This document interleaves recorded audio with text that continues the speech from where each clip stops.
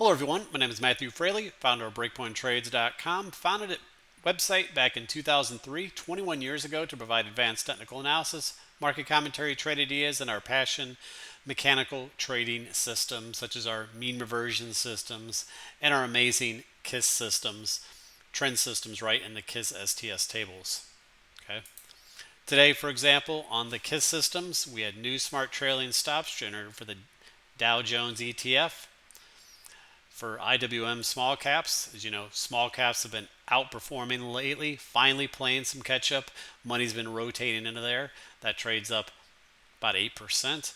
And Mara, we had a new smart trailing stop, moved up from 1790 to 1960. The system went long on April 19th. That trade is up 43%. This is just the BPT basket. You can see all these other nice gains here. Very nice gains. You can see the previous trades.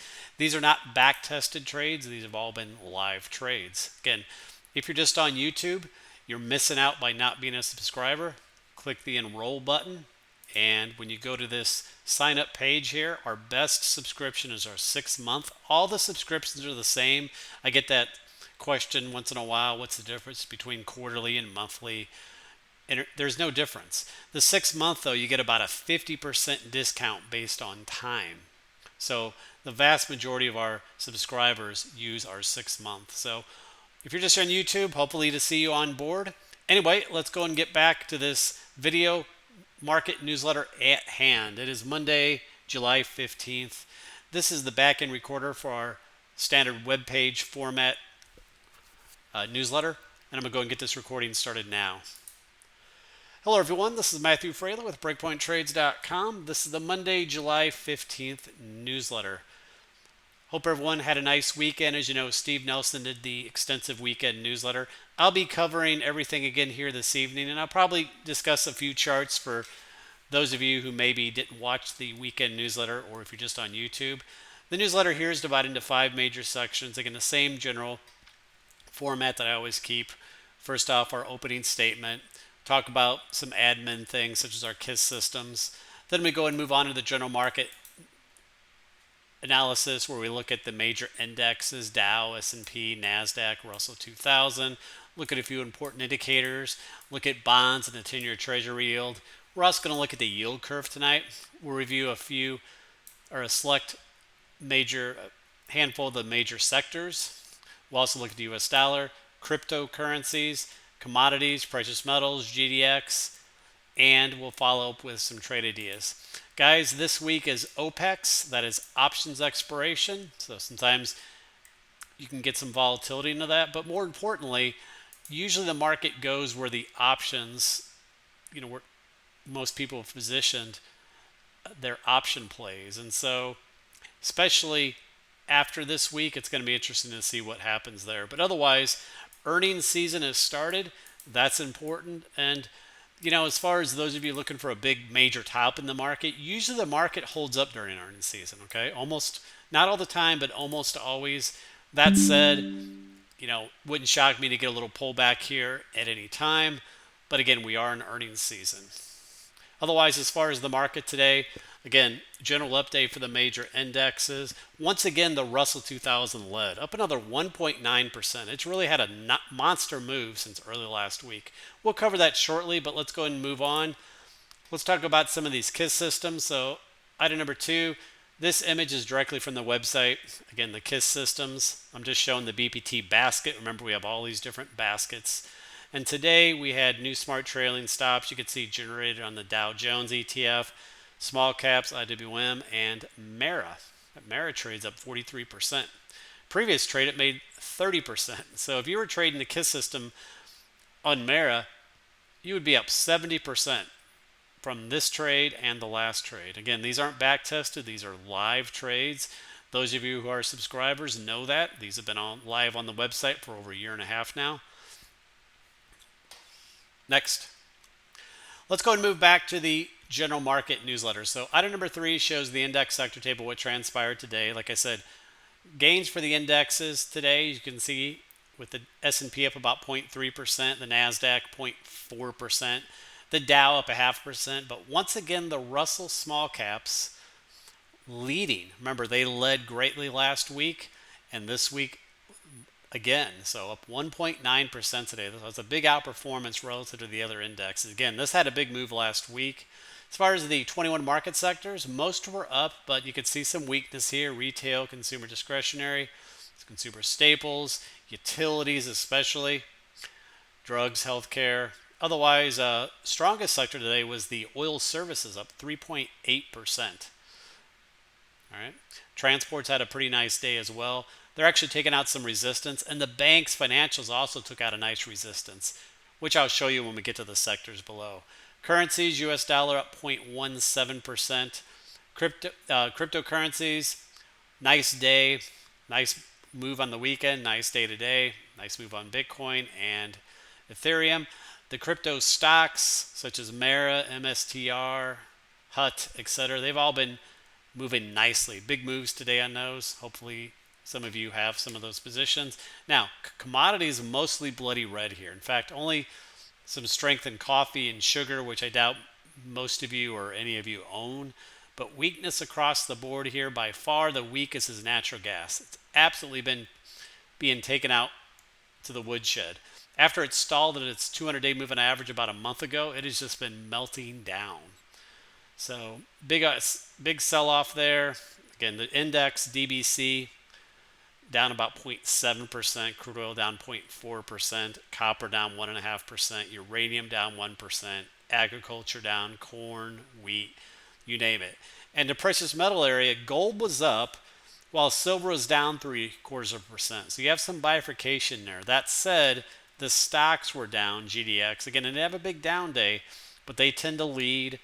And we were showing a little warning sign on the weekend. Steve discussed it on a 60-minute chart. So pull back there. Again, that area is not cheap. The mining stocks have had a heck of a move since the March lows. So, just be aware of that.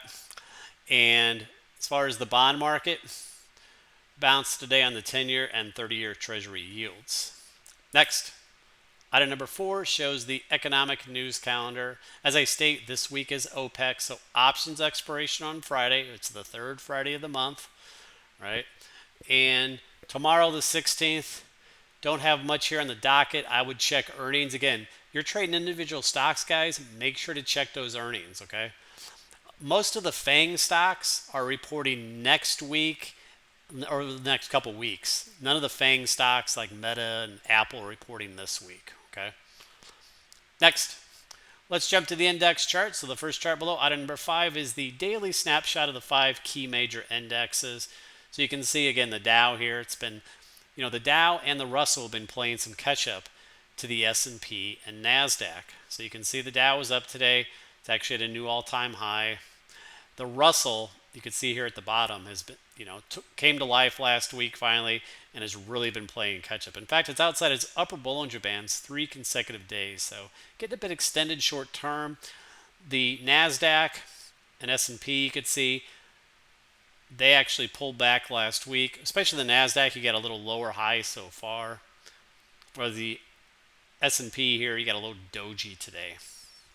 Next, let's look at the individual indexes. So here's the Dow. Remember, it's been shown in this coil pattern. It broke out finally last week.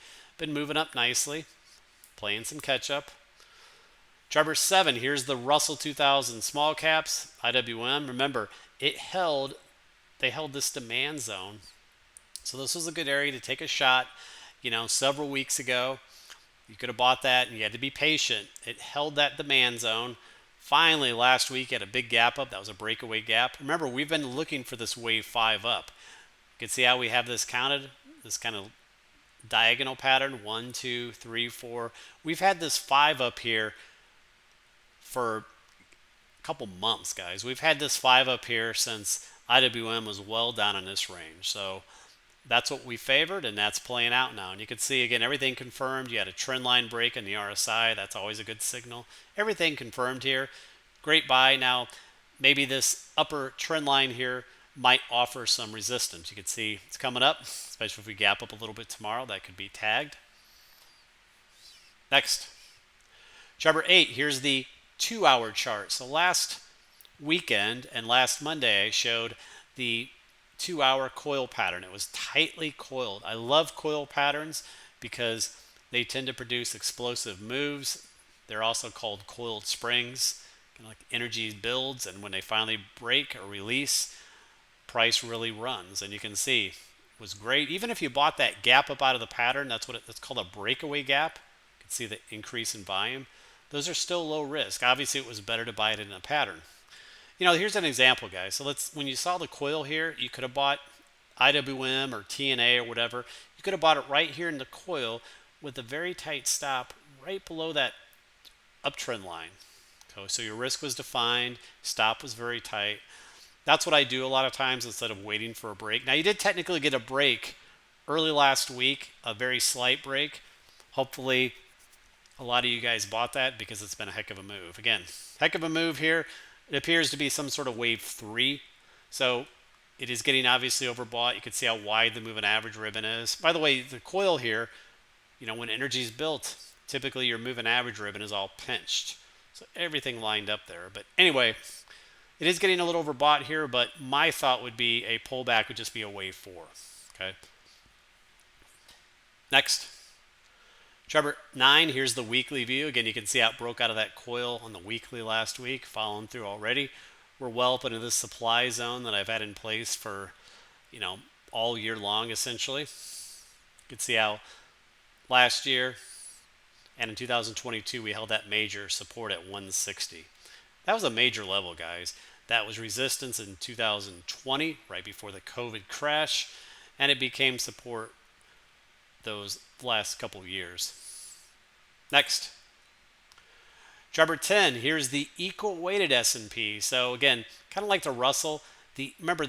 What is the problem with the market this year has been such a narrow range. You've had these 10 or 12 stocks that have caused most of the market rally. That said, we've finally seen some rotation. Some of these other sectors are starting to move, and equal weighted here. So that's the S&P. That's treating all the stocks in the S&P equally. It had a nice tight coil here. Finally broke out last week. This still looks like it wants quite a bit higher. Chart 11, here's the tradable ETF, RSP. Same deal, in a nice coil here. Broke out last week. Next. Moving on to the S&P 500 chart, chart 12, here's a monthly view. Steve showed this on the weekend. Again, in case you didn't watch on the weekend or you're not a subscriber, there wasn't a YouTube video on the weekend. Just going to comment on this. This is a monthly view of the S&P. You can see this channel that goes back to the 2009 lows.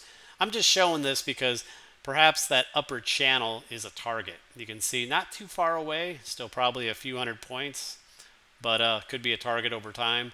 Of course, the 8 and 13-month EMAs are excellent on the monthly chart. Again, I'm not a big fan of moving average crosses for systems because they tend to be late. But overall, this has been very good. It's kept you in the bull markets. It's kept you out of the bear markets. Over time, it's been very good. Next. Chart 13, here's the weekly view of the S&P. Yes, it's only Monday. Just showing you this. We'll see how this ends in a week. Do we end up in a doji or not? Technically, we still have a slight MACD divergence here. Hasn't been negated yet. Hell of a run, and hell of a run since the October low of last year, and of course the 2022 bear market bottom. Next, chart 14. Here's the daily KISS trend system. Now, short term, guys, I'm a little cautious. Notice we got a DeMark 13 here today, so we have a 9-13 combo. You can see the last time we had a 9-13 combo. Again, it didn't produce much of a pullback, but at least it produced a little one. Some sideways action before price was finally ready to go up again. You also had one back here in May, and then you had a little deeper pullback. So we have that. You can see how wide the moving average ribbon is here with the BPTMA Deluxe. So you may need some mean reversion to work that off. Okay. So the Mark 13 there definitely has my attention. Next, chart 15, here's the S&P 500. Now this is from the KISS tables on the website. The one I just showed you above is a custom version of the S&P daily. Actually has better overall stats. But this one on the website, it's still very good. I'm showing it because it has a tighter stop, quite a bit tighter than You can see it's at 55.19 for those of you who might want a tighter stop. Again, this trades up 9.4% from the long entry here, which was May 3rd. Next, chart number 16, here's UPRO on the KISS systems. The Mark 9 here today. Smart trailing stop 79, but this has been a hell of a trade, guys, up 27.75%.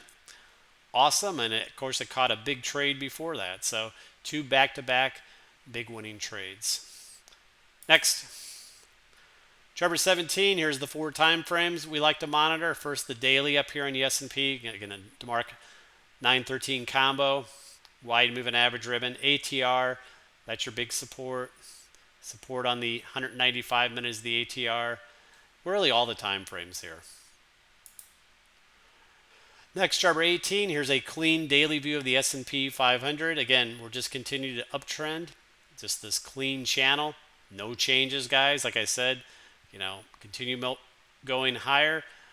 Tagging the upper channel line could offer some resistance. We do technically have a slight RSI divergence here, a little doji today, but again, obviously we're still in a very strong uptrend, still above that 9 EMA and the 20, and of course, we're still in the channel. Chart number 19, here's another daily view of the S&P, shows you the same channel. You can see we're tagging this upper channel line here on this chart. This box area, this is a demand zone. So let's say we pull back here, some sort of fourth wave. Look for this area to be support, guys. This is an area I would be buying, okay? So keep an eye on that. Chart number 2020, here's a 2-hour view. Again, we'll chop it around here. The thing I will point out here, you do have some MACD divergence here. Again, we're still uptrending. This is a little demand zone down here as well. Chart number 21, here's a 60-minute chart just showing this uptrend channel. You can see the clear MACD divergence at that recent highs. And here Steve postulates what could be a wave 3, 4, 5. It's possible we could have completed a little 5. Still too early to say.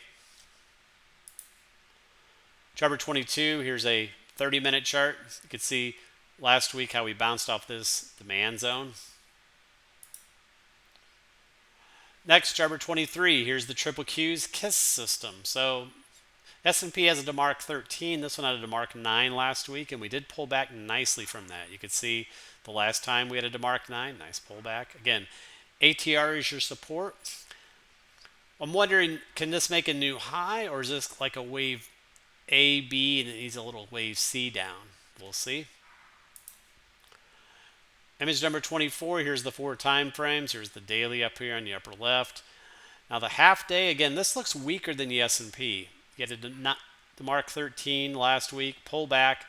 You can see how we rallied up and back tested the ATR. It became resistance. That's why I say this could be an wave A, B, perhaps, and then we get another move down in a C. You can see how all these time frames have that. Now on the 78-minute, we do have a support cycle here for now. Next, chart number 25, here's the daily triple Qs. Again, this area is a resistance area, cloud area, whatever. I think Steve likes to call it that. You can see how we got right into that area and pulled back. So if you're looking for a short or an area to take profits, that area was a great area to do so. Chart number 26, here's a 30-minute chart. So we bounced off that demand zone last week. So far, we got a little lower high here. Chart number 27, here's a 2-hour view. Steve discussed this on the weekend, this cloud area. And remember, that's where price stalled at. So it was a good area this morning when price was up. You could have got a nice little short out of that. Chart number 28, here's the triple Q 60 minutes, still holding this wedge-like pattern for now. No break of any trend lines. All right, guys, that does it for the major indexes. Let's go ahead and move on. Let's look at a few indicators. Here's the VIX with the Bollinger Bands. Again, no changes here. Remember, the VIX has been stuck in this support zone, been holding that, moved up today, as you can see, up 5% with the market up. Remember, we have OPEX this week. Chart number 30, here's the SVXY. That's the inverse VIX ETF with the S&P. And the SVXY tends to lead here, right? So you can see SVXY was down today while the S&P was up. So is that pointing to a pullback tomorrow? We'll see, but just something to point out.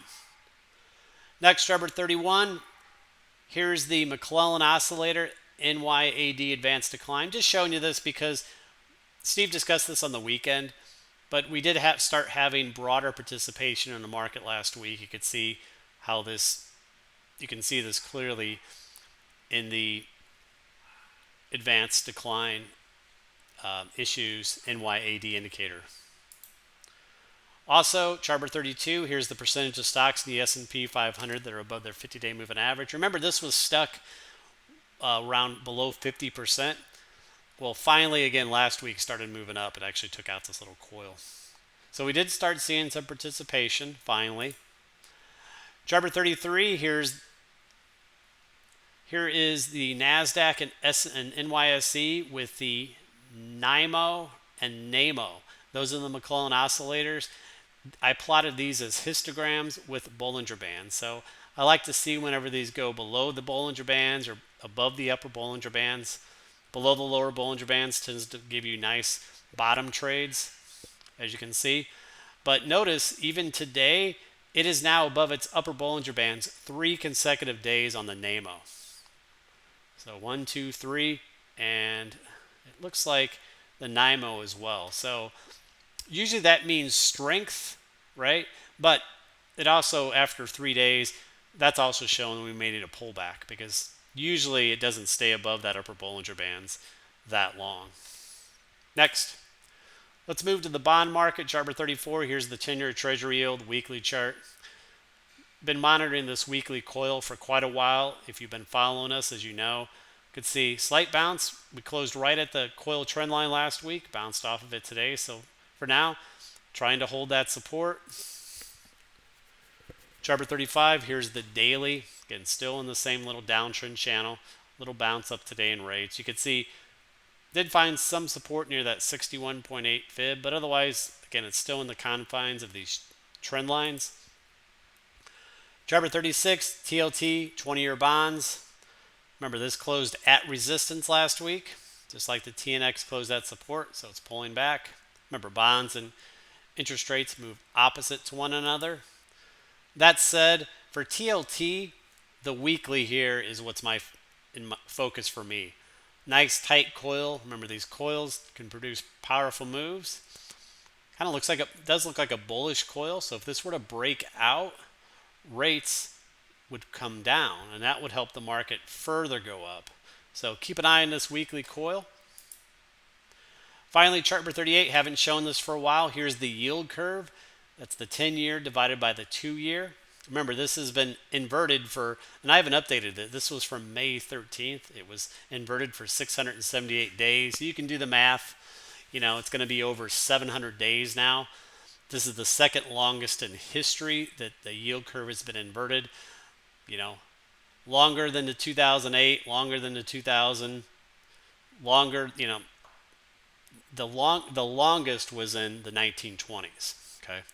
But again, you can see it's been moving up a little bit. It's now at 0.95. I show this, guys, because when this finally goes over 1, that typically signals the recession, okay? So we want to keep an eye on that.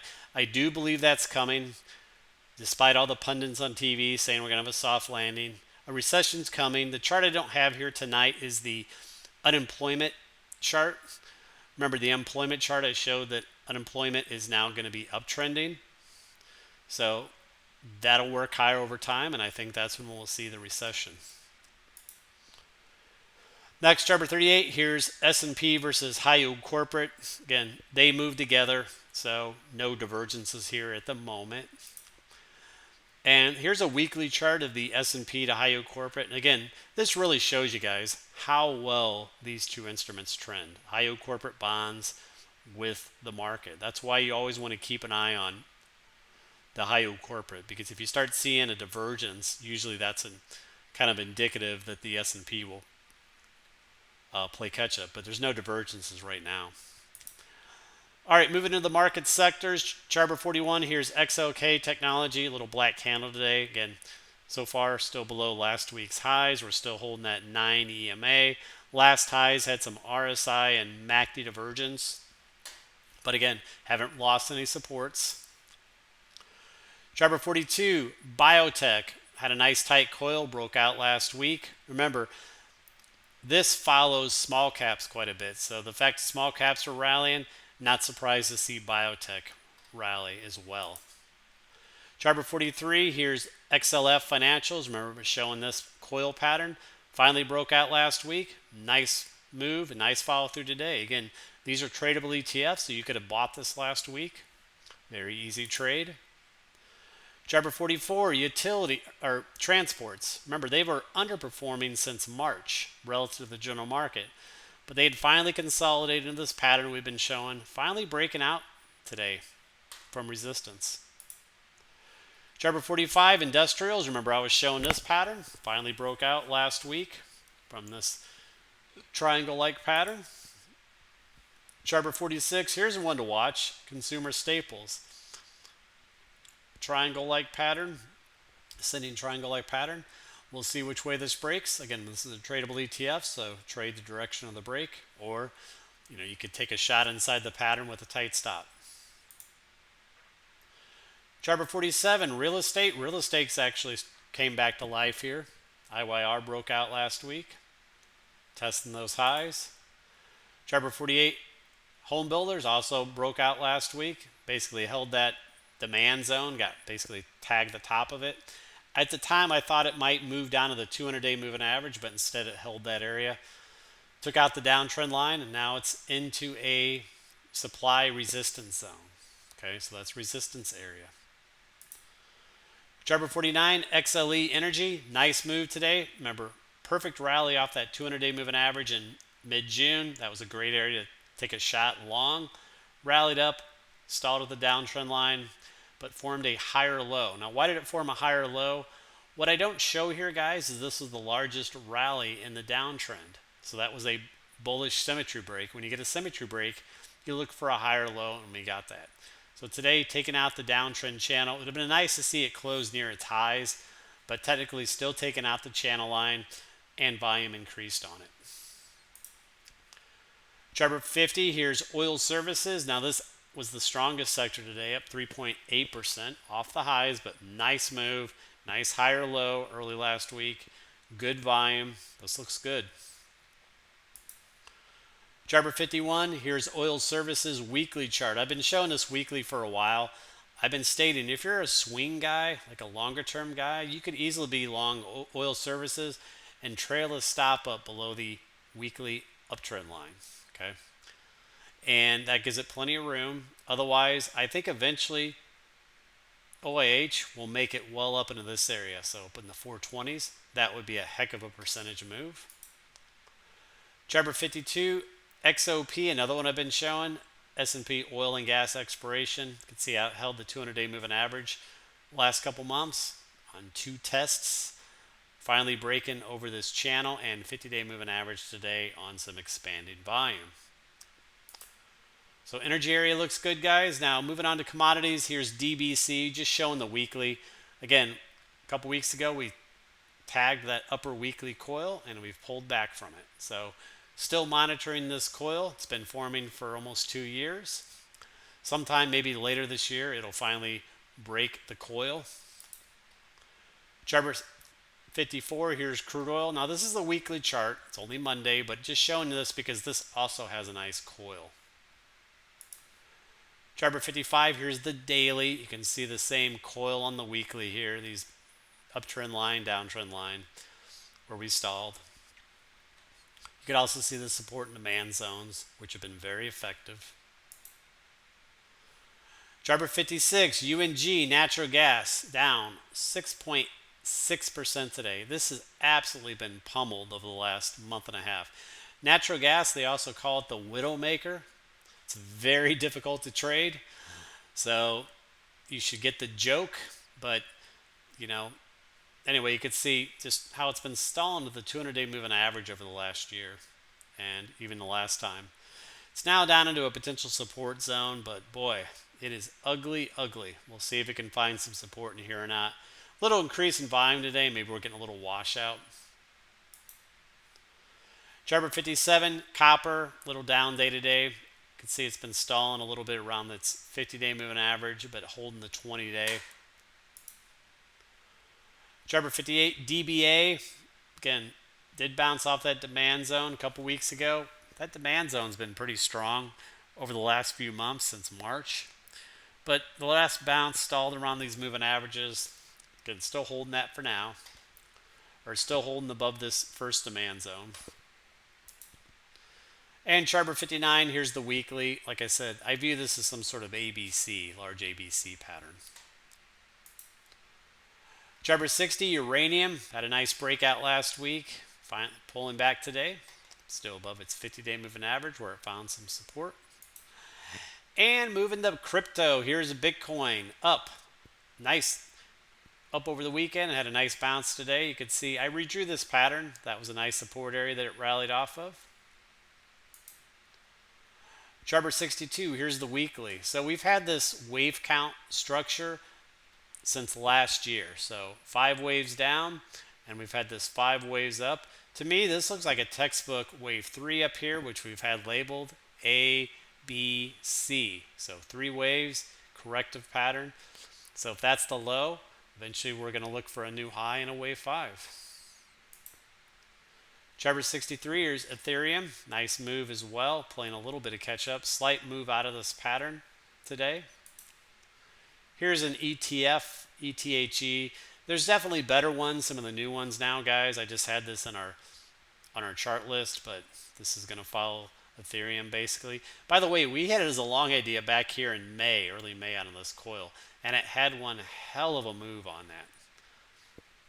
Next, looking at the individual mining stocks, here's Hut Mining, kind of a cup and handle. We've talked about it last week, big bounce on Friday. And if you bought that, big move today, up 18% essentially. Some others, Jarbor 66, Mara, nice breakout through this resistance level. Nice increase in volume today. Jarbor 67, MSTR, also nice move, kind of a breakaway gap here, breaking over a downtrend line, or gapping over a downtrend line on some expanding volume. And Jarbor 68, Riot, another crypto mining stock, breaking through the downtrend line on nicely expanding volumes. Let's see if these can have some nice follow through. Moving on, Jarbor 69, US dollar, bouncing back a little bit here this evening. Last week lost this little uptrend line. Jarbor 70, here's the weekly chart. Been showing this coil for a while. Steve drew some annotations here, such as an ABC, then a downtrend and 1, 2, 3, or the coil could form longer as a wave E, D, E, So we'll see what this does, but for now it is bouncing off that trend line support. Jarbor 71, here's the euro. Remember, this has kind of a bullish look. Been showing this for a while, kind of ascending triangle. And so if this starts to rally and break out, that would support the dollar breaking down. Jarbor 72, here's another one to watch. I actually own a little bit of this, the Japanese yen ETF, FXY. So I've been showing this. The yen has absolutely been destroyed over the last 13 years. You can see it had kind of a head and shoulder rounded top back in 2012, sell off, then a big coil. From 2016 to 2021, it broke down. And, where it is now, it's below the late 90s Asian currency crisis. So they've really destroyed their currency. But if the dollar starts pulling back, selling off, you do have a pretty nice falling wedge here, MACD, RSI divergence. So to me, it seems lower risk with a stop, so I own a little bit of it. Moving to the precious metals, Jarbor 73, here's gold. Now this is the weekly chart, but it's still up around this resistance area, these recent highs. Again, this is in a long-term bull market now, some sort of wave 3. Charter 74, here's the daily. Up today again, you can see it's nearing those recent highs. That's your big support there, which was held.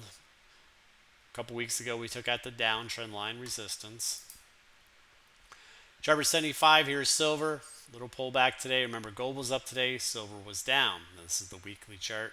Remember, silver had a absolute textbook ABCDE triangle that broke out earlier this year and then had a successful back test.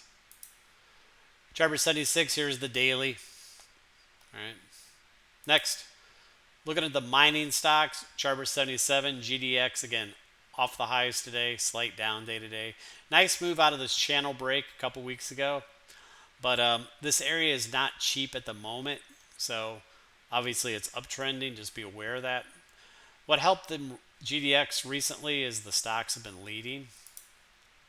Charter 78, here's the weekly GDX Steve showed in a week, and I'm showing this, guys, because technically we do have 5 waves here. You can see 1, 2, 3, 4, 5. So once this completes, that would set up a deeper ABC correction, like a 3-wave, ABC. Maybe, or could maybe retrace 38% of this whole move up. That would then be your next major buying opportunity, okay? Still too early to say when this is going to occur, but you do have 5 waves, so that does put me on notice. Charter 79, here's the 60-minute chart Steve showed on a weekend. You had some divergence here. Looked a little toppy. You could see the pulling back today. Charter 80, here's the BP GDM Rinco system for GDX. Like I said, this is up here at 85% now. Like I said, it's not back in March 1st when this system gave a buy. This was down here in the oversold area. Remember, the bullish percent charts, guys, are normalized to 100, so they go from 0 to 100.